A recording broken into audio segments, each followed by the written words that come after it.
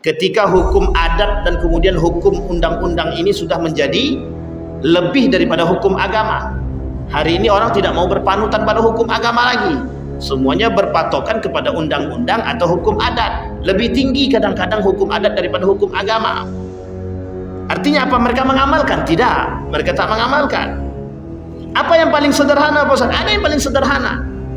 Ketika kita hidup di dalam rumah tangga, bagaimana cara kita mengamalkan nilai-nilai agama kepada anak istri kita? Assalamualaikum warahmatullahi wabarakatuh. Saya bersama Biker Subuhan Pekanbaru Riau. Bagi yang sudah bergabung, istiqomah. Bagi yang belum, segera bergabung. Kiamat sudah dekat.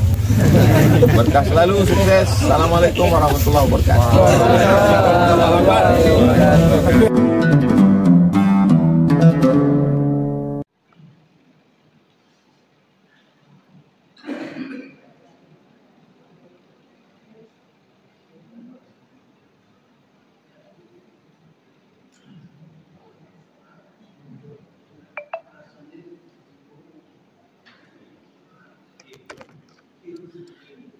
A'udzu billahi minasyaitonir rajim. Bismillahirrahmanirrahim. Assalamualaikum warahmatullahi wabarakatuh.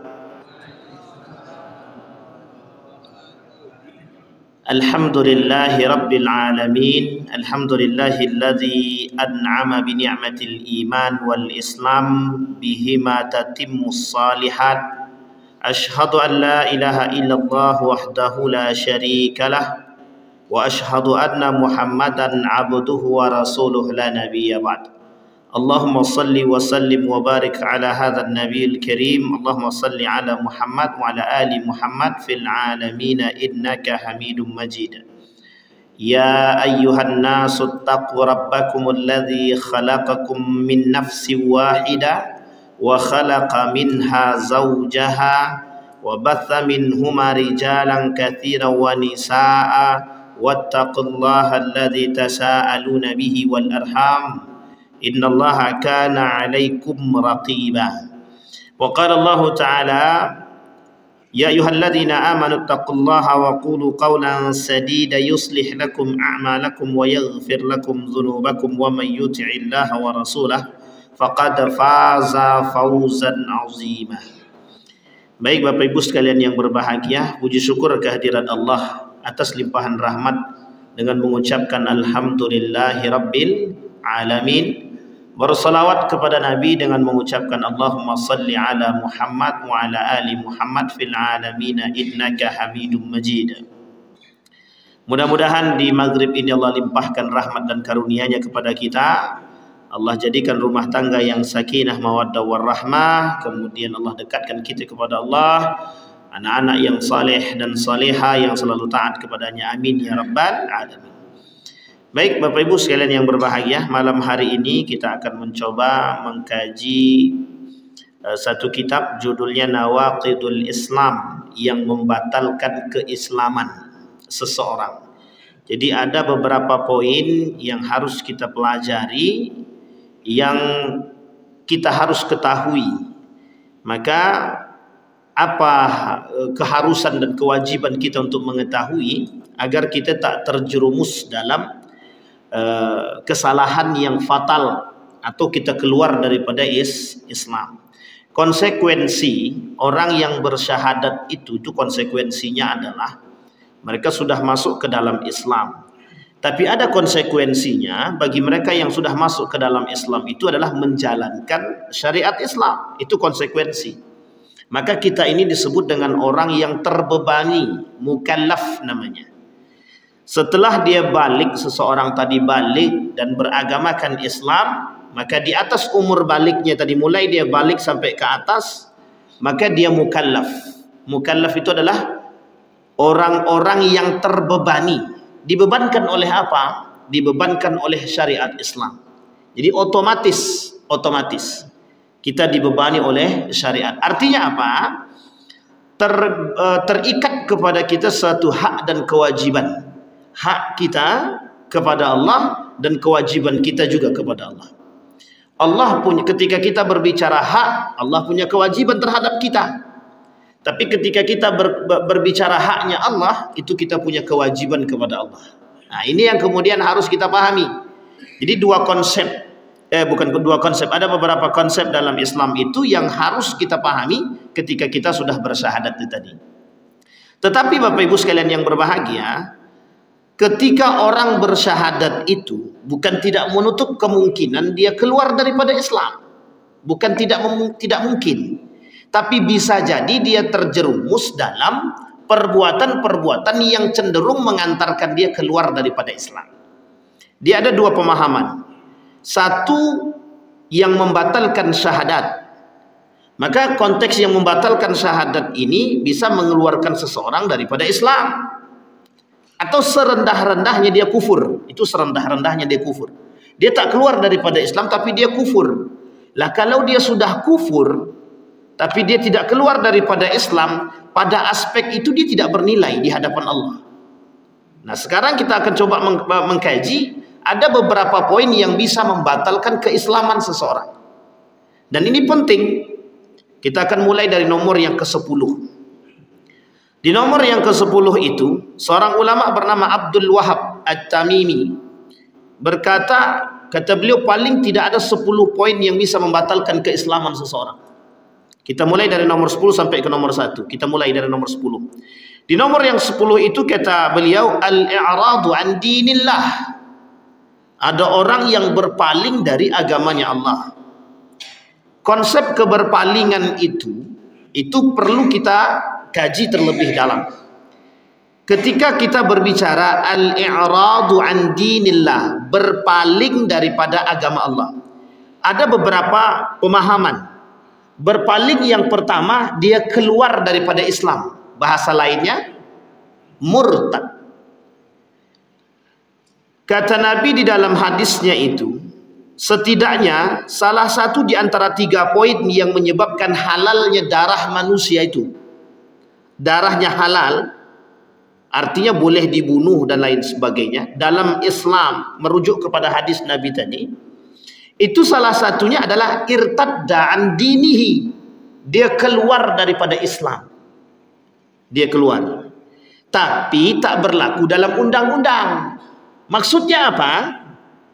Ketika dia dalam undang-undang kita, dia keluar daripada Islam misalkan, kita tak boleh bunuh dia. Tapi dalam Islam boleh. Dalam Islam boleh. Dia keluar dari Islam, kemudian kita bunuh dia, darah dia halal, irtadda, karena dia dah keluar dari Islam. Tapi dalam undang-undang tak boleh terjaga. Setiap jiwa manusia itu terjaga. Sampai di sini paham ya Bapak Ibu? Ini konteks. Nah, itu pemahaman pertama, al-i'radu an dinillah. Dia keluar daripada Islam atau berpaling daripada Islam, bahasa lainnya disebut dengan murtad. Tapi ada pemahaman lain, apa yang disebut dengan al-i'radu an dinillah? La yata'allamuhu wa la ya'mal bihi. Dia berpaling dari nilai-nilai agama. Dia tak mau mempelajari nilai-nilai Islam. Artinya begini, dia Muslim. Ini Bapak Ibu akan banyak perhatikan begini. Ketika ada non-Muslim, tiba-tiba dia masuk ke dalam Islam, jatuhnya apa? Mu'allaf. Ketika seorang mu'allaf, itu sebenarnya ketika dia sudah bersyahadat, dan dia mu'allaf masuk ke dalam Islam, dia diwajibkan untuk mempelajari agama Islam. Sama kita juga. Hukum mempelajari agama Islam, hukumnya apa? Wajib.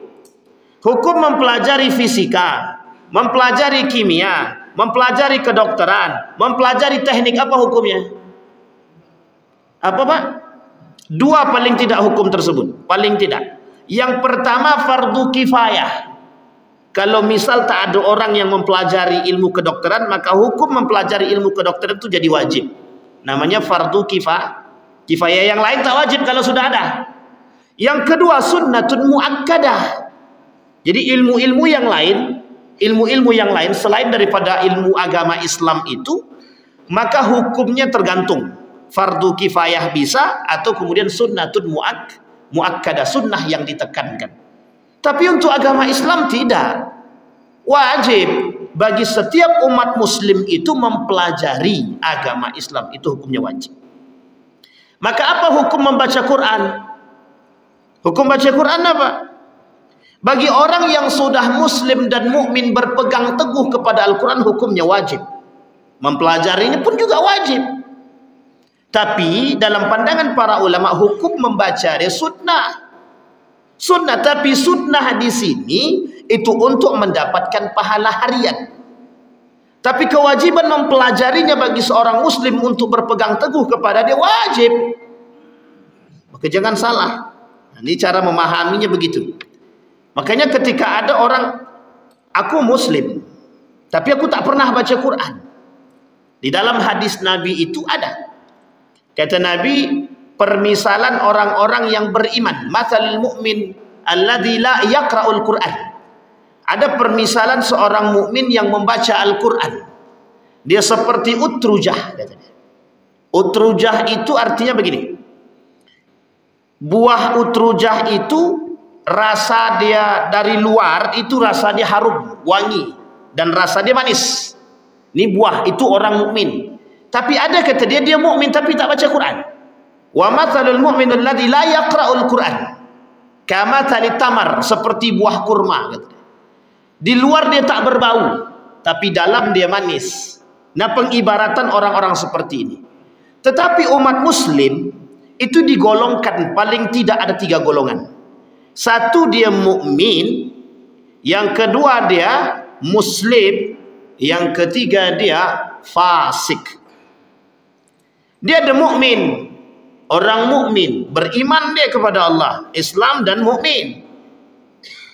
Beriman dia sudah Islam, dia beriman. Yang kedua, ada orang Islam saja. Dan Islam saja ini banyak. Ada yang Islam KTP. Mungkin dia tak munafik tapi bisa jadi fasik. Tapi ada yang kedua, dia fasik. Dia muslim tapi dia tak beriman, tapi dia fasik. Dan bisa terjerumus pada yang selanjutnya, munafik. Itu yang ditakutkan.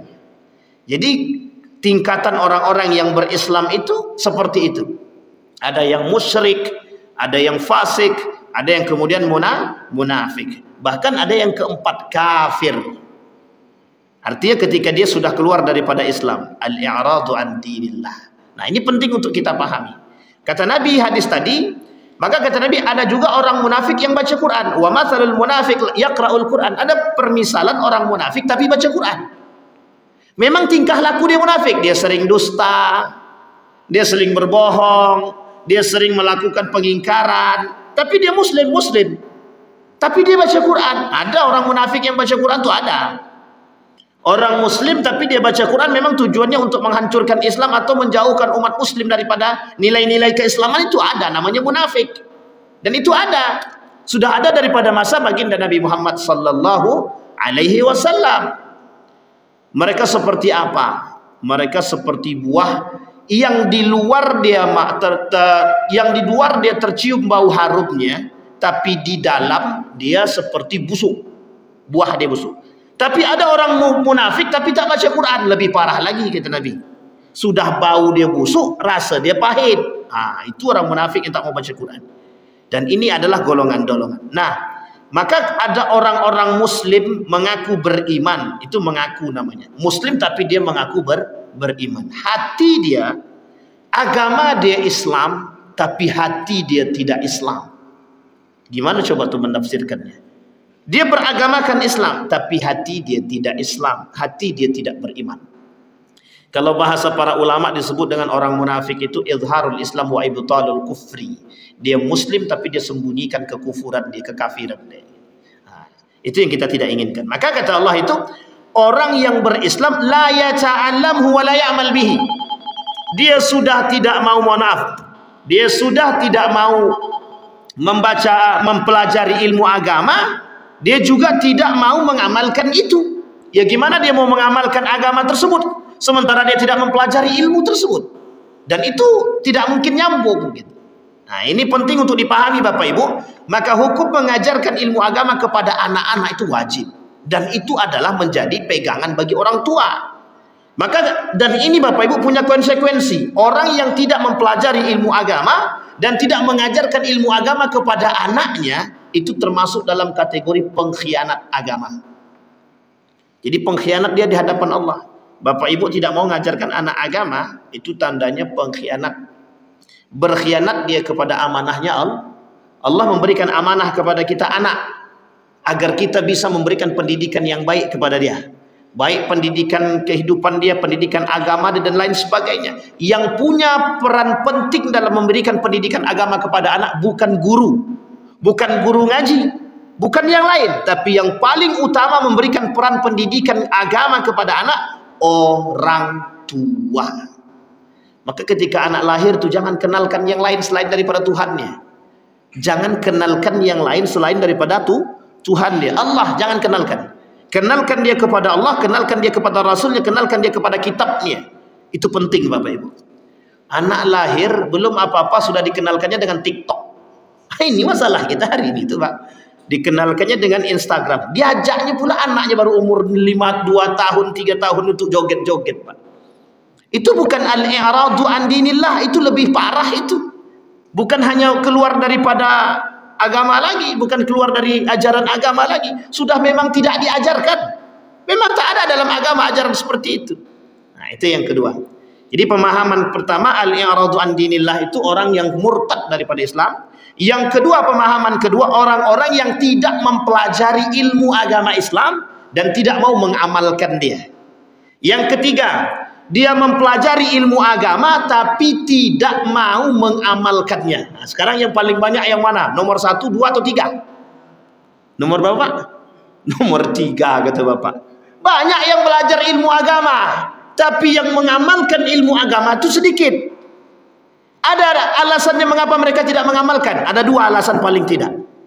Alasan pertama, dia tidak mengamalkan itu karena apa? Karena mohon maaf, kadang-kadang regulasi agama ini berbenturan dengan kepentingan dia. Jadi kalau regulasi, peraturan agama itu berbenturan dengan kepentingan dia, dia tinggalkan itu aturan agama, dia pakai itu kepentingan dia. Itu yang pertama. Yang kedua, apa penyebab orang yang tidak mau mengerjakan atau mengamalkan apa yang sudah dia pelajari? Yang kedua apa? Karena orang yang mempelajari itu tidak mengerti dengan apa yang dia pelajari. Sekarang yang banyak nomor 1 atau nomor 2? Orang yang mempelajari agama mengerti tapi tidak menjalankan atau tidak mengamalkan tadi, dia ada beberapa poin, ada 2. Yang pertama, karena dia bertentangan dengan kepentingan. Yang kedua, dia memang tidak paham dengan apa yang dia pelajari. Sekarang yang banyak yang mana? Yang 1 atau nomor 2? Hari ini yang banyak nomor 1 banyak, nomor 2 juga banyak. Coba bayangkan itu Pak.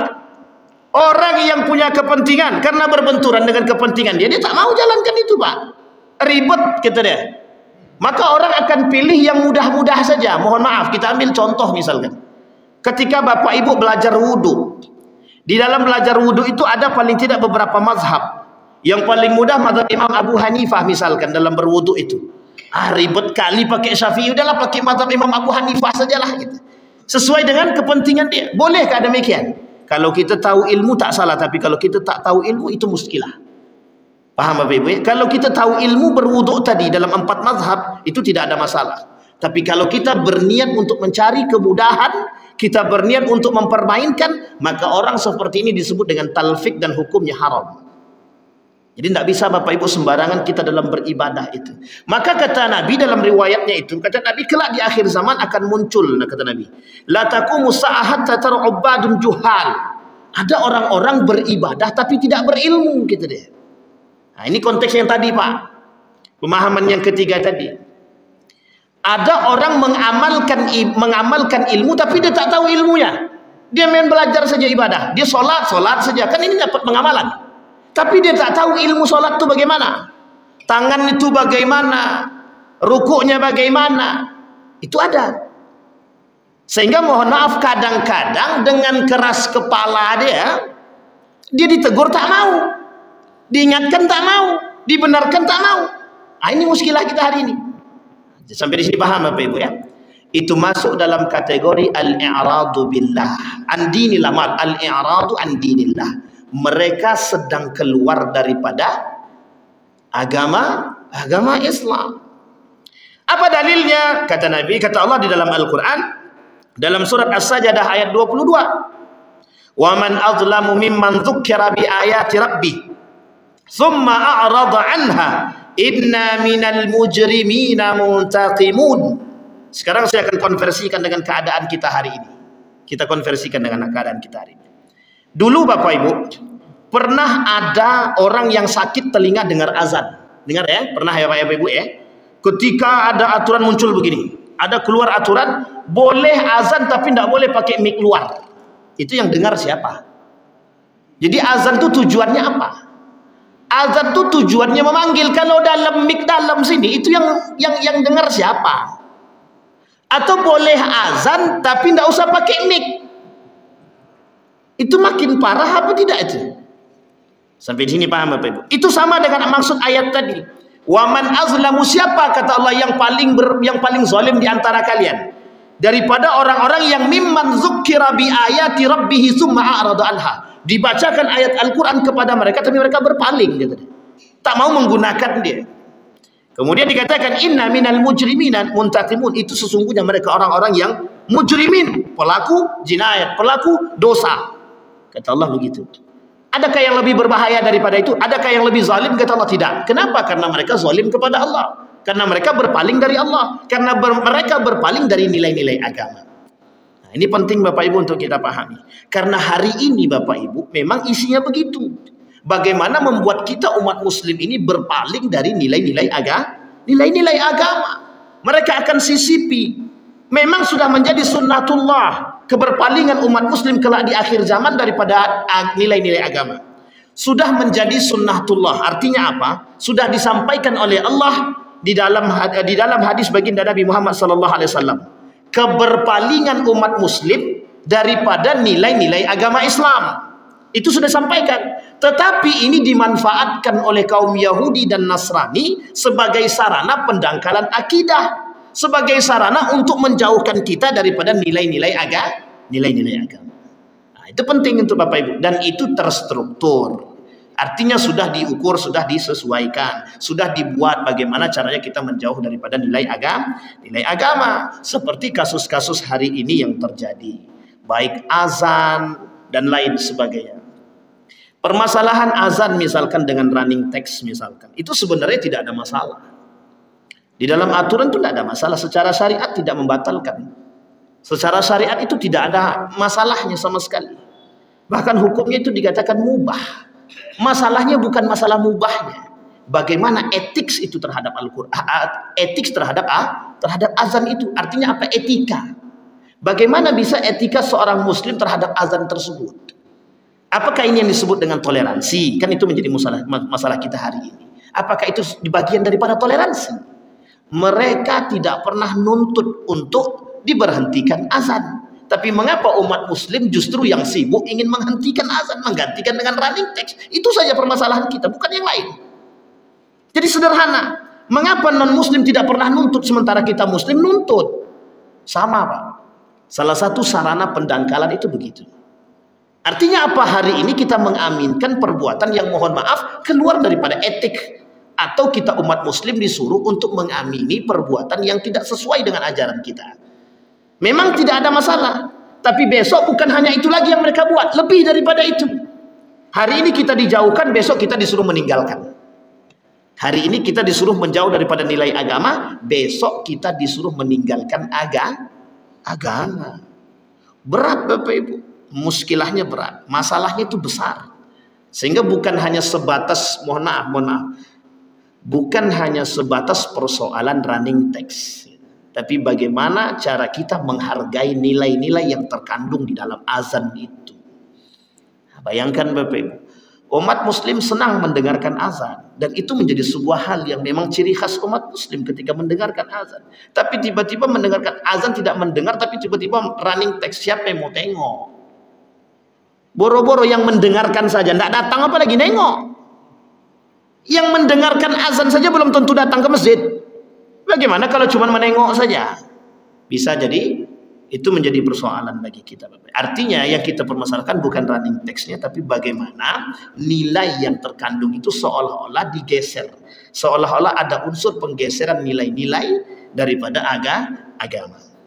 Baik Bapak Ibu sekalian yang berbahagia. Dan itu kata Nabi, kata Allah di dalam Al-Quran, minal mujrimina muntaqimun. Artinya apa? Sesungguhnya kami akan menghukum mereka dan mereka dikategorikan para pendosa. Gitu. Nah, jadi berat Bapak Ibu. Nah, apakah ada perbuatan-perbuatan yang memang cenderung untuk berpaling daripada agama? Ada. Yang seperti kita sampaikan tadi. Misal begini. Kalaulah pemahaman kita terhadap berpalingnya seseorang daripada nilai agama itu kita pahami pada nomor yang kedua, la yata'allamuhu wa la ya'mal bihi. Dia tidak mau mempelajari agama, kemudian dia justru tidak mengamalkannya. Contohnya apa? Contohnya hari ini orang tak suka belajar agama. Orang sukanya belajar fisika, teknik, kedokteran. Sekarang boleh coba. Bapak Ibu besok tanya anak-anak, "Nak mau sekolah di mana setelah selesai ini?" "Oh, aku mau kedokteran, Bu." "Mau sekolah mana?" "Aku mau teknik." Sekarang tanya, "Nak mau ke mana?" "Mau ke Fakultas Agama Islam." Sedikit sekali yang berbicara begitu. Yang banyak berbicara mau kemana nanti nak? "Aku mau jadi astronot, Pak." "Mau jadi apa nanti cita-citamu?" "Aku mau jadi kedokteran, ahli bedah, dokter kucing." Misalnya dan lain sebagainya lah. Tapi sedikit kita mendengarkan anak-anak hari ini, "Aku mau jadi dai, Mak. Aku mau jadi guru ngaji. Aku mau jadi yang memberikan ilmu agama." Itu jarang Pak, sudah. Makanya di Kemenak itu sekarang, di Kementerian Agama itu sekarang sedang buka besar-besaran untuk guru ngaji. Mohon maaf, guru pendidikan agama Islam. Saking tak adanya mau datang lagi Pak. Bayangkan, cara penggeserannya itu banyak. Hari ini begitu kita melihat. Sehingga mohon maaf, keprihatinan kita terhadap itu harusnya tumbuh. Mengapa? Apa penyebabnya? Banyak sebab, banyak. Karena ini yang disebut dengan mulai bergesernya nilai-nilai. Jadi sampai di sini paham ya Bapak Ibu ya? Maka kita yang punya peran Bapak Ibu untuk menjaga. Contoh yang pertama. Sekarang ada contoh yang kedua, orang yang tidak mempelajari ilmu agama dan dia tidak mau mengamalkan dia. Banyak contohnya lagi, banyak. Kita ambil contoh yang lain. Ketika hukum adat dan kemudian hukum undang-undang ini sudah menjadi lebih daripada hukum agama. Hari ini orang tidak mau berpanutan pada hukum agama lagi. Semuanya berpatokan kepada undang-undang atau hukum adat. Lebih tinggi kadang-kadang hukum adat daripada hukum agama. Artinya apa? Mereka mengamalkan? Tidak, mereka tak mengamalkan. Apa yang paling sederhana Pak Ustaz? Ada yang paling sederhana. Ketika kita hidup di dalam rumah tangga, bagaimana cara kita mengamalkan nilai-nilai agama kepada anak istri kita? Bahkan hari ini banyak orang yang tidak mengamalkan nilai-nilai itu dalam rumah tangga. Mau anak dia sholat tak urus. Mau anak dia rajin sedekah atau tak sedekah tak urus. Mau anak dia bisa ngaji atau tak bisa ngaji tak urus. Yang penting anakku bisa belajar bahasa Inggris. Bapak Ibu boleh perhatikan hari ini belajar bahasa Arab kosnya cukup murah. Belajar bahasa Inggris kosnya berapa? Bahkan mohon maaf, belajar bahasa Inggris itu bisa kosnya itu, kami pernah tanya itu bisa sampai 10 juta. Tapi coba belajar guru ngaji 20.000 saja ditarik dari anak, itu udah mahal tuh kata dia. Coba bayangkan. Padahal guru mengajarkan mereka ngaji agar anak dia bisa selamat dunia akhirat. Tapi bahasa Inggris, mohon maaf. Kita tidak mencela apapun Bapak Ibu. Tapi kita ingin mengambil perbandingan. Bagaimana perlakuan terhadap agama dan bagaimana perlakuan terhadap yang non-agama. Itu menjadi persoalan kita hari ini. Artinya apa? Kita masih diperangi dengan kondisi-kondisi seperti ini. Orang tidak khawatir anaknya tidak bisa sholat Pak. Tidak khawatir. Orang tidak khawatir anaknya nggak bisa ngaji. Orang tidak khawatir nengok anaknya tak bisa bahasa Arab. Orang tak khawatir nengok anaknya tidak bisa ngapa-ngapain itu tentang agama. Tidak khawatir dia.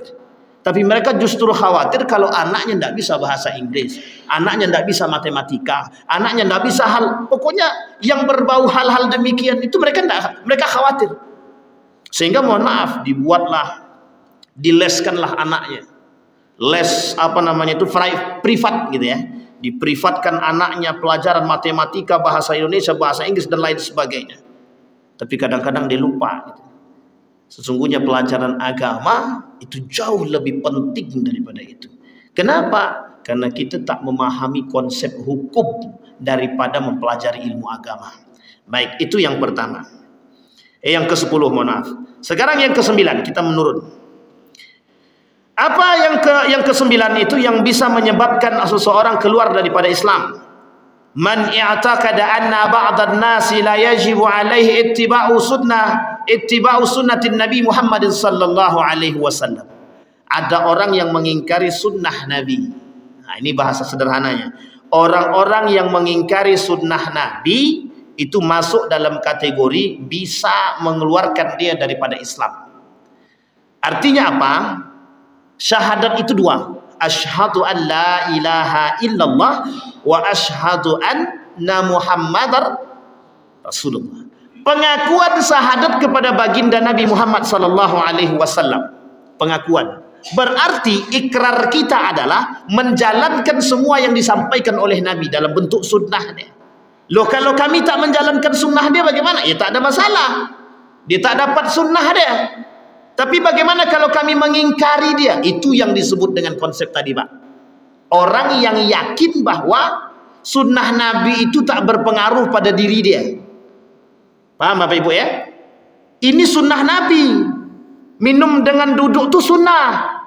Minum tangan kanan itu sunnah. Alah, biasa aja. Mereka justru mengingkari sunnah itu. Ketika mereka tak menjalankan, itu berarti mereka sebenarnya sedang terjerumus dalam pengingkaran. Meskipun tidak sampai mengingkari. Mereka tidak yakin bahwa sunnah Nabi itu bisa mendatangkan pahala bagi dia. Tak yakin bisa mendatangkan manfaat bagi dia. Sekarang saya tanya Bapak Ibu. Kira-kira apa yang disampaikan Nabi itu hari ini terbukti secara ilmiah atau tidak? Kita ambil contoh. Minum dengan duduk. Minum duduk. Ada enggak sekarang dokter yang meneliti tentang manfaat minum duduk? Ada. Sudah terbukti. Apa buktinya? Orang yang minum dengan duduk jauh lebih sehat daripada orang yang minum dengan berdiri. Dan itu banyak dokter yang meneliti. Satu. Makan dengan tangan kanan. Terujikah secara ilmiah? Teruji di seluruh dunia. Bahwa karakter sopan santun etika itu lebih dipandang ketika seseorang makan dengan tangan kanan ketimbang dengan tangan kiri. Bayangkan Bapak Ibu. Tapi ada orang yang tak suka begitu tuh. Tidak senang dia dengan sunnah-sunnah begitu. Kalau dia tak senang, artinya dia tidak mau menjalankan, berarti dia tidak menjalankan sunnah. Kalau dia tidak menjalankan sunnah, dia tidak dapat pahala sunnah. Yaitu sebenarnya di dalam Islam pun tidak ada masalah. Kalau dia tidak menjalankan, tidak dosa. Tapi kalau dia mengingkari dan dia mengajak orang lain untuk menzalimi baginda Nabi melalui sunnahnya, maka orang seperti ini disebut dengan pengingkaran. Mengingkari baginda Nabi Muhammad SAW. Secara hukum dia tidak berakhlak dengan Nabi. Dia tidak berakhlak dengan Nabi. Bisakah terjerumus dalam pembatalan syahadat dia? Bisakah dia menyebabkan dia keluar daripada Islam? Kalau dia ingkar keluar, batal satu syahadat dia. Kalau batal satu syahadat dia mengingkari baginda Nabi Muhammad SAW, syahadat dia tidak sempurna. Kalau syahadat dia tidak sempurna, secara otomatis dia keluar daripada Islam. Boleh Pak? Silakan Pak. Boleh sambil jalannya Bapak Ibu yang mau tanya silakan langsung.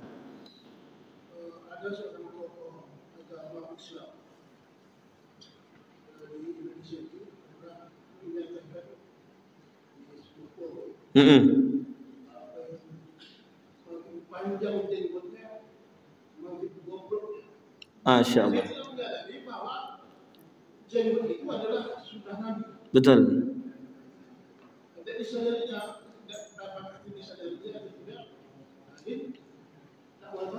Baik. Terjerumus dalam konteks tadi apa tidak gitu ya? Betul. Mengingkari atau tidak gitu ya? Baik, Bapak Ibu sekalian yang berbahagia. Saya termasuk orang yang kena itu Bapak Ibu. Jadi saya termasuk kelas. Saya mau nyebutnya agak segan juga kan, tapi tidak apa-apa lah. Dulu ada ketua BPIP yang sekarang itu adalah dosen saya dulu. Jadi saya masuk kelas karena saya berjenggot. Apa kata dia itu jenggot kambing dulu. Jadi saya ini dipanggil kambing. gara-gara pakai jenggot. Jadi Bapak Ibu sekalian yang berbahagia, dalam bahasa lain begini, Nabi kata dalam hadisnya itu, sibabul muslimin fusuq wa qitaluhu kufrun. Mencela umat muslim itu fasik, kemudian membunuh umat muslim kafir. Kemudian dalam riwayat yang lain itu disebutkan, bahkan oleh para ulama itu ulama hadis mencoba mentafsirkan maksud daripada hadis tersebut. Salah satu daripada perbuatan yang bisa menjatuhkan seseorang, dalam perbuatan yang i'tikad atau bisa disebut dengan ingkar sunnah, itu ketika mereka mencela baginda Nabi Muhammad SAW. Sampai sini paham Pak ya? Mencela baginda Nabi Muhammad SAW. Pertanyaannya adalah, kalau dia mencela sunnahnya, dia tidak mencela Nabi, tapi dia mencela sunnahnya. Apa kata Nabi? Yang mencela sahabatku, dia mencelaku. Yang mencela sunnahku, dia mencela diriku, gitu dia. Jadi sama dengan dia mencela. Meskipun dia berniat bermain, meskipun dia berniat main-main atau bersendagurau, haram bagi seorang mukmin bersendagurau atau menjadikan sunnah Nabi itu permainan dan sendagurau. Itu tidak boleh, sekalipun untuk bercanda. Sampai di sini paham Bapak Ibu ya? Artinya apa? Jenggot ini yang sering dijadikan bahan pelecehan. Celana cingkrang, kemudian cadar, itu kan dijadikan sebagai satu sarana pelecehan atau pengolok-olokan. Yastahzi'u bihi. Kata Allah, mereka yang mengolok-olok nabiku, mereka sedang mengolok-olok Allah juga, sama. Artinya apa? Satu penyakit yang tertanam dalam diri mereka, Pak. Munafik. Apa namanya? Munafik. Itu mesti munafik. Karena orang yang ingkar kepada sunnah Nabi terjerumus dalam perbuatan munafik. Nah, sekarang pertanyaannya, apakah orang seperti itu terjerumus dalam kekufuran? Bisa jadi terjerumus. Kenapa bisa jadi? Kalau dalam hati dia ada pengingkaran jenggot. Dia kata jenggot itu tidak sunnah Nabi. Dia kata jenggot itu tidak sunnah Nabi. Berarti dia sedang terjerumus dalam ingkar sunnah. Bisa menyebabkan batal dia syahadatnya. Pada amal itu, pada amaliyah jenggot dia sedang batal syahadatnya. Sampai di sini paham Bapak Ibu maksudnya? Tapi dia tidak dihakimi sebagai kafir, tak. Cuma dia kufur karena dia ingkar kepada sunnah Nabi. Maka Bapak Ibu yang tidak suka dengan misalkan cadar, tidak usah, tidak apa-apa kalau Bapak Ibu tak mau, misalkan ibu-ibu tak mau pakai cadar, tidak masalah. Tapi jangan katakan cadar itu tidak sunnah Nabi, karena cadar itu sunnah Nabi. Bahkan Imam Syafi'i mewajibkan, bahkan Imam Ahmad ibn Hanbal, jenggot ini bagi Imam Ahmad, mazhab Imam Ahmad ibn Hanbal hukumnya wajib. Bagi ulama yang lain hukum berjenggot itu sunnah. Jadi kalau ada orang yang mengatakan, mohon maaf, ada orang yang mengatakan bahwa jenggot ini tidak sunnah, dia sedang mengingkari sunnah Nabi. Ada orang yang tidak punya jenggot sama sekali, Pak Ustaz, memang tidak berjenggot, jangan dibahas. Karena itu fitrah, maklumi. Artinya apa? Memang ada orang yang memang tidak bisa tumbuh jenggot. Tidak mungkin itu yang kita bahas. Tidak mungkin pula dikerik sampai begini kulitnya hilang. Kan tidak mungkin. Ada orang yang memang tidak keluar jenggot, ada orang yang bisa keluar jenggot. Yang dimaksudkan adalah yang sesuatu yang tumbuh jenggot, dia tumbuh tapi kemudian dicukur habis-habisan. Itu dia sedang tidak suka dengan sunnah Nabi itu. Jadi salahkah kami mencukur jenggot itu, Pak Ustaz? Kalau secara hukum dia tak senang dengan sunnah, secara hukum. Tapi kira-kira boleh nggak kami kalau tidak berjenggot? Dalam pandangan ulama yang lain ada yang membolehkan. Tak masalah kalau tak pakai jenggot. Tapi saya mengatakan, hukum berjenggot itu sunnah, ambillah pahala sunnah itu tadi. Belum tentu pahala yang lain kita dapat. Sampai di sini paham Bapak Ibu? Yang bermasalah adalah mengingkari. Nah, yang disebut seperti yang ditanya Bapak tadi, itu masuk dalam pelecehan, melecehkan sunnah baginda Nabi Muhammad SAW. Tapi sebegitunya, Ustaz? Iya, memang harus begitu. Maka bagi saya ketika guru saya melecehkan saya dengan jenggot, mereka mengatakan itu jenggot kambing. Saya manusia dan saya berjenggot, dan saya mengatakan jenggot itu sunnah Nabi. Artinya apa? Dia tidak suka dengan orang yang pakai jenggot. Memang dia yang melecehkan saya ketika itu memang tidak pakai jenggot, karena memang tidak suka dengan jenggot. Maka ketika diajak berdiskusi apakah jenggot itu sunnah, dia tidak mengatakan bahwa jenggot itu sunnah. Yang mau pakai jenggot silakan, yang enggak ya sudah. Sampai di sini paham Bapak Ibu? Baik, silakan Pak. Berlakukan kaji Allah itu kepada orang yang setengah gila. Berlakukah? Gila. Setengah gila. Ya, setengah gila. Baik, pertanyaannya setengah gila ini bagaimana? Dia kalau sembahyang main-main. Ah. Ada tinggi di agama sekolahnya semua. Oke gitu. Tapi satu pun ada yang lengket sama dia. Baik, itu setengah gila namanya Pak Jadi gini Bapak Ibu. Jadi setengah gila ini bisa pemahamannya banyak ya, banyak sekali. Tapi begini saya maksudkan begini, dalam Al-Quran ada juga ya. Oh iya, jadi memang kita tidak bisa menghakimi seseorang itu begini. Ada orang sekolah di pesantren, jaminannya mesti baik, tidak ada. Ya, anggaplah dia sekolah pesantren atau apalah gitu, ada jaminan dia masuk surga? Tidak ada. Aha, tuh. Iya, harusnya. Kalau dia menggunakan akal dia berlaku. Tapi kalau dia tak menggunakan akalnya tak berlaku. Serius Bapak Ibu, kenapa saya katakan demikian? Harusnya dia berfikir. Jadi gini Bapak Ibu, ada orang yang bermain dalam salatnya. Itu sudah dikatakan oleh Allah dalam Al-Quran. Mereka munafik. Orang munafik. Apa kata Allah di dalam Al-Quran? Wa idza qamu ila salati qamu kusala. Ada orang-orang yang salat main-main malas-malasan. Bukan tak pintar, bukan tak cerdas, bukan tak tahu kata Allah. Tapi memang mereka munafik. Mereka bermain-main dengan hal seperti ini, penting bagi mereka untuk mereka pahami. Tapi bagaimana, apakah sampai kepada mereka? Tergantung. Maka tergantung. Tapi insya Allah kalau sering-sering kita bilang kasih tahu, insya Allah bisa tuh Pak. Yang penting kita jangan pernah putus asa memberikan nasihat kepada orang-orang seperti itu. Itu masalahnya. Tapi kalau kita berhenti sekali aja Pak, masuk telinga kanan, keluar telinga kanan, tak masuk. Sampai sini paham Bapak Ibu ya? Baik Bapak Ibu sekalian. Artinya apa?